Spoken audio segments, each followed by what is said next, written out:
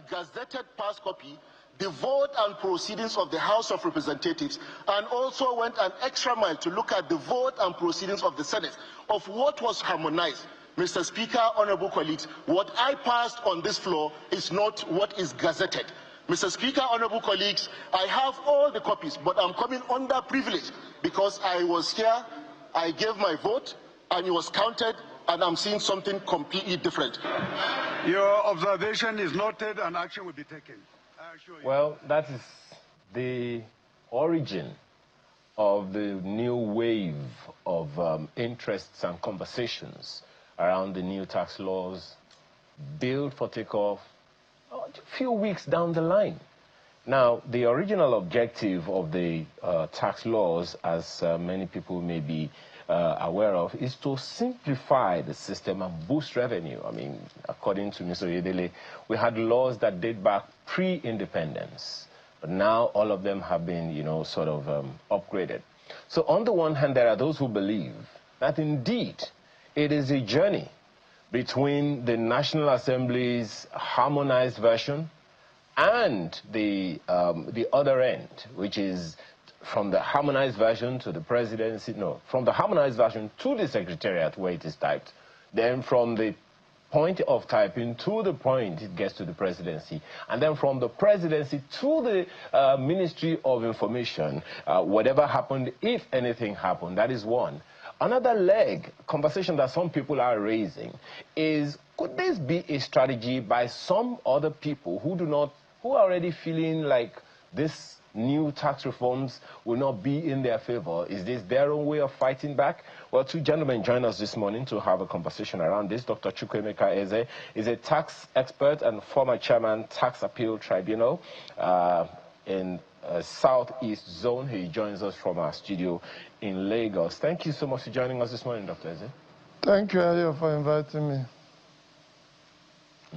And we also have Professor Godwin Oyedokun, who is a member governing council of Chartered Institute of Taxation of Nigeria. Thank you so much for joining us, Prof.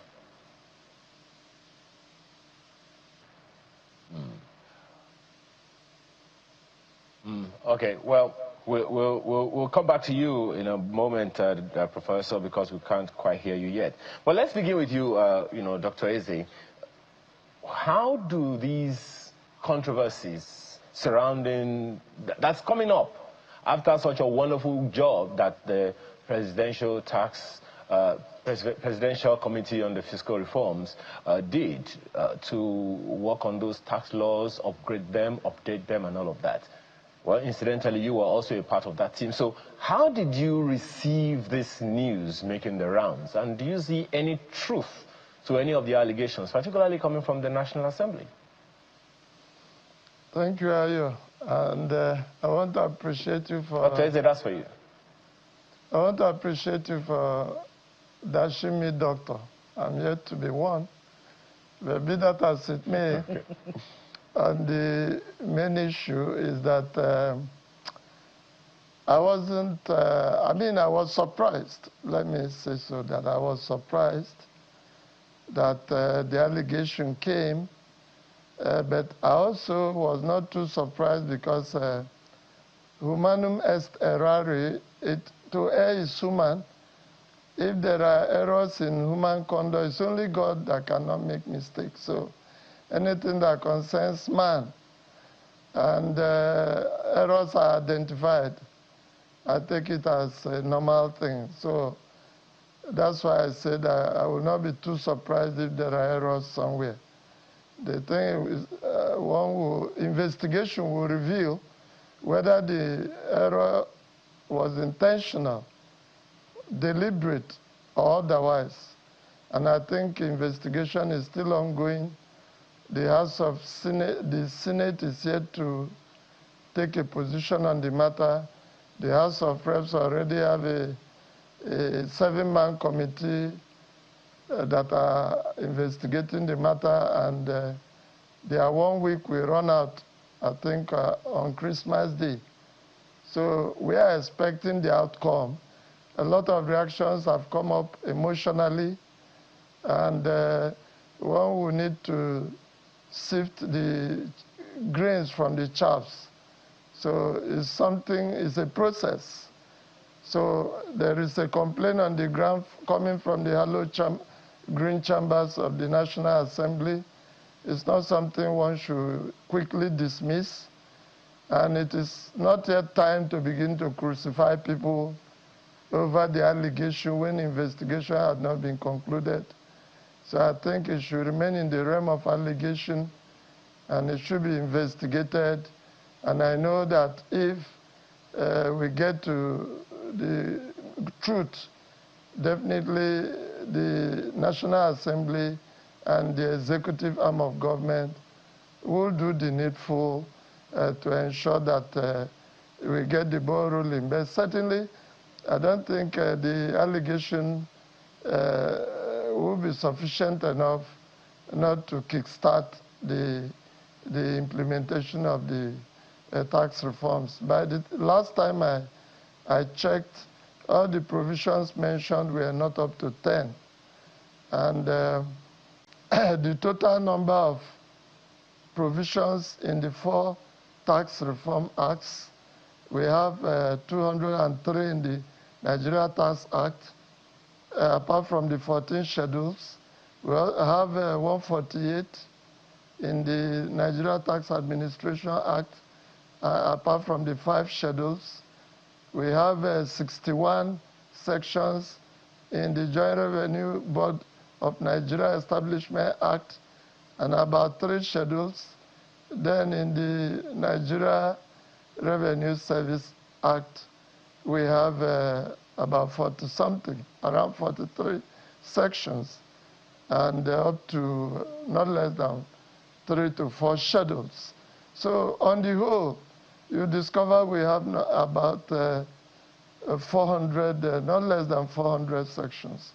So if we have 10 or less than 10 sections, we have issue with them, I think we can suspend them, put them in abeyance, just as we have done to sections 159 to 162 of the Nigeria Tax Act that deals with surcharge, what we call taxing petroleum motor spirit.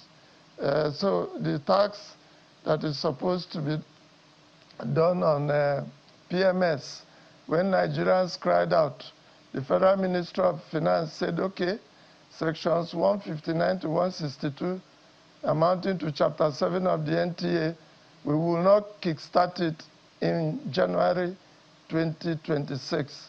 So that has been suspended. We can also put this one in abeyance and proceed with the implementation, because you realize that the budget presentation made by the President, especially in paragraph 13, is predicated on improving the revenue from the new tax framework. And if you read also paragraph 41. Well, all of that is quite significant. It's a challenge of the process. Let me take this to Professor Oyedokun. You know, the issue a number of people have about the controversy surrounding this issue is more about process than it is about the substantive issue here now. I mean, going by what Mr. Eze said is anything to go by, that we have hundreds of provisions and only 10 or thereabouts of them are being problematic. So in that light, it still, to some people, raises questions around credibility of the process. And the end doesn't justify the means if the means is faulty. What is your take on that? Especially greeted by Barrister Eze. He's one of our respected fellow and legal advisor in CITN. Okay, so it's disturbing that we are hearing this, and if I must say something, you recall what happened during 2011 Personal Income Tax Amendment Act? For some of us, we have more than 3 versions signed out. So what I just noticed that once they notice one mistake, they quickly amend that place and still put the signature page. You know, when it is signed and all the pages are not signed, they can quickly go and do that. And I think it's just being escalated now from like what we used to see. The definition of padding emanated from the issue of budget, and that's exactly what is responsible for this. It's a pity that it's coming from National Assembly this time. Most often than not, the padding is always coming from them rather than executive. So it's not a matter to just sweep under carpet. So I think the investigation that is ongoing should continue, and we should see how it is. Now, if you look at the process of enactment of law, it's very, very, very clear and straightforward. And there's anything that will aberrate that, and then I think it needs to be viewed in a very serious manner. And the keeping quiet of Senate, arm of National Assembly, is also disturbing and disheartening for now. So we need to hear from them. The law and legislation of any act in Nigeria should be a process where people will trust the system. So I still believe that things should be done. But when it comes to the question of what should we do to this, Barrister Eze has rightly said it, that we should suspend those contentious provisions, just like we have suspended others, then move on with our implementation, because no matter what, the little I've seen about the contentious area shows that we can go on while neutral are done in this process. So that's my take for now on what it is, why we actually need to know who is to be blamed, why I'm not recommending blame game, but we need to strengthen our institutional activities in Nigeria. Thank you so much.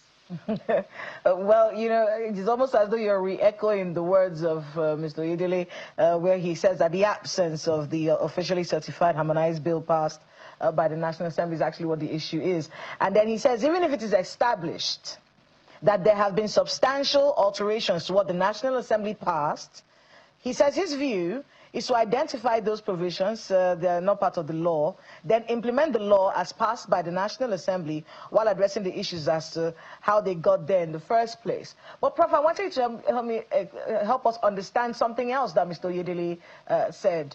He said that if these new tax laws are not implemented from the 1st of January, according to him, 98% of workers will continue to face multiple taxation if that enforcement doesn't happen on the 1st of January. What does that mean? Could you break that down for us, please?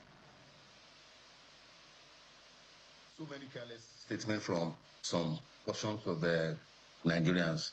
People just go online, do a kind of content and just post it over there as if it ends there.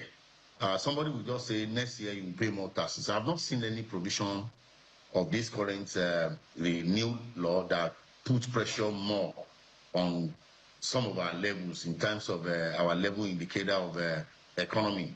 And I also need to say that it is a gross disservice if this act has been passed and we do not start implementing it from June. It means on my meager salary, I am overpaying from June to December. And I still say, I'm not saying the new tax law is the best, but it's better than what we are currently using. So, and if you look at the table of what you will pay as a staff under payee, plot it on the current tax rate and plot it on what we are supposed to start by January, you will see that you are overpaying. And then you are overpaying to the extent of 6 months after the law has been passed, the law. So I wouldn't want us to use political issue to drag this implementation.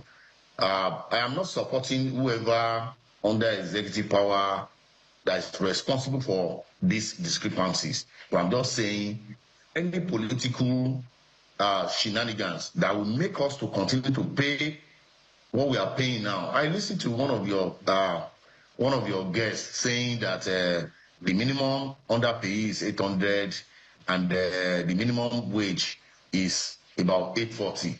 Does it tell you, as of today, up to 31st December, whoever is collecting the minimum salary will still pay tax, okay, even if it is 20,000 per month. But the next one is saying no, up to 800,000. And mark me, I'm not saying the 800 should be the minimum. And I've warned NLC then that instead of you fighting that they should withdraw this tax bill then from National Assembly outrightly, canvass for Jacob in the threshold, like say minimum on the personal income tax should have been 2.5 million to have covered a lot of people on the cadre. But then rather than negotiating, they were just clamoring for outright withdrawal. And you see what legislators did. They just went back, tinkered with it, and they passed. So what I'm saying is that we are wrong to still be delaying it up to January 1st. Not to talk of now postponing it from January 1st. I don't want to be part of it because the taxes I'll be paying on my salary, if I'm still using old law, that is the law as it were, up to 31st December 2025, I'll be paying more. If we go to ShopRite without advertising any shopping mall, as of today, you see pay taxes on food items and the likes.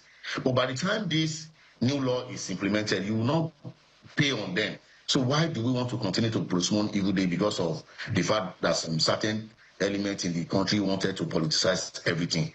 So I'm saying that I'm not coming here to support Taiwo Idele or government, but I'm just talking as a rational human being that people that want to talk online should put this current past law with the one that we want to implement and strike line by line. After all, one honorable just did that, and that was why he was able to notice that there are some discrepancies. So wouldn't we rather be more cautious in reading the letters of the law rather than listening around and forwarding messages or TikTok things that are not substantiated? We'll come to you shortly. I want to be able to talk with Mr. Eze, Mr. Chukwumeze. I think you've heard what Prof said, and listening to you, I feel like you do told the same line in many ways. But maybe let's talk about the reason why there's so much false information out there, at least allegedly. That's what Taiwo Idele is saying, that there's a fake news machine that is basically out there to ensure that Nigerians do not buy into these tax laws. And we had him on, at least I had him on hard copy not last week. And one of the things that he said is, listen, if someone hasn't been paying taxes for a very long time, and suddenly you threw taxes at the person, you think the person will be happy about it? And also explaining that these new tax laws doesn't affect marginally the middle class, but doesn't affect the lower class, low-income earners in this country. So if someone has been evading taxes for a very long time, and now you're trying to enforce that he has to pay that, you don't think that he would sponsor some kind of movement to end whatever you're planning that will cause him to pay these taxes? But you see, and the reason why a lot of these messages on social media are able to penetrate the Nigerian people is because of a lack of trust. We're hearing all of the things that you people, yourself included, are saying about these new taxes. Yes, I would like to see an increase in my payments if really the PAYE will ensure that I see more money in my account at the end of January. I'm looking forward to that.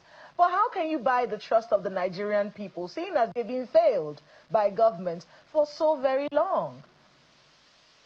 Thank you so much. I think when it comes to the issue of trust, I don't have a limbam. Nigerians voted for people to represent them at the National Assembly and at the executive arm. So if they are raising the issue of trust, they should ordinarily take it to those they voted for. But as a professional, as an intellectual, I will speak to the issues technically and to say that the new tax framework is revolutionary. Anytime a revolutionary action is taken, there is tendency for many reactions to follow. So I expect all these reactions. That's one. Then two, on the issue of fake information or misinformation bandied about in the social media and other fora. I think for any time you have original, you must have fake. Everything, it is a measure of life that once you have original, something fake will follow it. It takes wisdom to separate the original from the fake ones. So that's why people must be wise to separate the two. Basically on the process, a lot of work went into the new tax framework. Luckily, I was one of those that the president considered to be a member of the presidential fiscal policy committee. And I know that we did a lot of work. And to say definitely the work we did was sent to the National Assembly. And it has turned out that there are a few concerns concerning it. I've been reading, I've been wanting those people, I mean, providing quasi-solutions to say, okay, this thing should not start 1st January, let it start 1st February or 1st March. One should ask for a holistic solution. It is not enough being dismissive, dismissing the whole framework and say, okay, don't start it. Okay, you don't want it to start in January. When should it start? What impact will it have on the budget of 58.18 trillion, where you know that 34.33 trillion is the expected revenue, and much part of it will come from non-oil revenue. That the fiscal regime of that budget has to be considered. So one should, in providing a solution, should be holistic about it. I mean, depending on sentiments alone will not be enough. What if the 2026 budget fails? What happens to the MTEF, medium-term expenditure framework? We will still be working within the MTEF that has been passed by the National Assembly. What happens to the recurrent expenditure that we are looking at? What of the capital expenditure? So all these things have to be looked at holistically. If you can hear me, so it will be trying to you talked about the process. cut the nose issue a number of to spite the face. Help us understand what the process should be, or rather what the normal process should be from the point of harmonizing the law to the point of gazetting. What should the process be? Because there are those who are saying that to avert this whole, murky conversations ongoing, that would have been better for the National Assembly or some maybe members of the committee in the National Assembly to publish the harmonized bill passed from the National Assembly, and then other processes can now follow. At least that would get people started on conversations and forestall any likelihood of some hanky-panky. So help us understand what the normal process should be from the point of harmonizing it as passed by the National Assembly and to the point of gazetting. Thank you so much. I align myself with your narrative. When a bill is passed by the House of Reps and the same bill is passed by the Senate, certainly in most cases, the wordings will not be 100% the same. There will be usually need for both houses to have a joint committee to harmonize the versions. And once those versions have been harmonized, definitely the clerk will take the next step by eventually sending it to the presidency, and the Minister of Justice will do the needful on behalf of the presidency before the president signs it. But one of the lessons we Nigerians must learn and put the National Assembly to the spot is that their website should contain, they should publish the harmonized version in their website without delay. This happens if you check many countries, you go to their websites, you see all this information. It is when we don't get sufficient information from our institutions that we leave Nigerians to speculate. So if we end up this, even if we resolve it, and the National Assembly failed to publish the harmonized bills in their website, we will still have this problem again. So if this harmonized position is known, by the time we get the gazetted versions, then the media will be in a position to do comparative analysis, NGOs will do, institutions will do, individuals will do. But when it is hidden, when it is not known, we begin to speculate, and assuming Honorable Dasuki Abdul Samad did not come up with this, perhaps the whole country wouldn't have had anything to say. The media wouldn't have had anything to say. Let's see if Prof. Oyedokun shares your sentiments on this same issue. Prof, the proposal that being put forward by Mr. Eze is that the National Assembly should publish the harmonized bill on their own website as job done by the National Assembly. And we have also raised the issue of buying the trust of people. Kela was asking that question the other time. Do you think that is a significant or sufficient safeguard to ensure that, you know, future alterations, if ever it is proven that there's been an alteration, can be averted that way? Okay, so do we really need to educate these people about how best to do their job? I am not a member of National Assembly because I did not contest for it. Okay, so it's their job, and it presupposes that they've been trained on how to do their job. How do you explain that a whole National Assembly of Nigeria, with our status in the Committee of Nations, will have websites, portal that can give you all the information you need to know about their activities?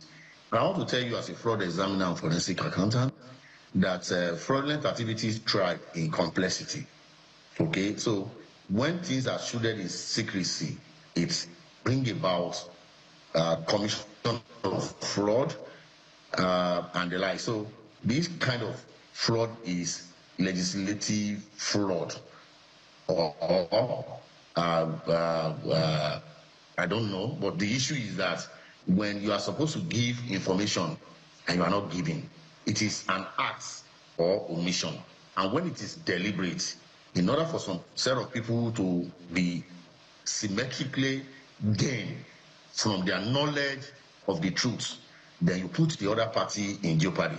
And that's why they should cover their faces with their palms to say that they've erred on the part of not taking appropriate caution. So even within the space of 2-3 days that this thing has been in the public domain, what will have cost the National Assembly to just, the way they have been circulating this scanty supposed review that they just did out on social media, they should just publish the harmonized version as well. But don't forget that the politics is game of number, and it is it's a game that you rub my back and I rub your back. Certain set of people will be sacrificed for this, and they will have been promised that don't worry, don't deny that you are the one, so that they can have soft landing. I guess you know, the coming days are going to have to tell, because today is the 23rd day in the month of December 2025. As at this morning, there has been no pronouncement anywhere that the takeoff of these other laws and the tax laws is suspended or is held up for one reason or the other. And we also hear, exactly, and the National Assembly is already starting their own investigations onto those allegations. I guess that coming days are going to tell while we wait on that. We have to thank you for your time this morning. Professor Godwin Oyedokun is a member of the Governing Council of the Chartered Institute of Taxation of Nigeria, as well as a professor of accounting and financial development. We've also had Mr. Chukwuemeka Eze, who is a tax expert. He is, as Prof told us, legal advisor to CITN, and he's also been chairman of Tax Appeal Tribunal Southeast Zone. Gentlemen, thank you so much for your time this morning. Thank you. I'm great.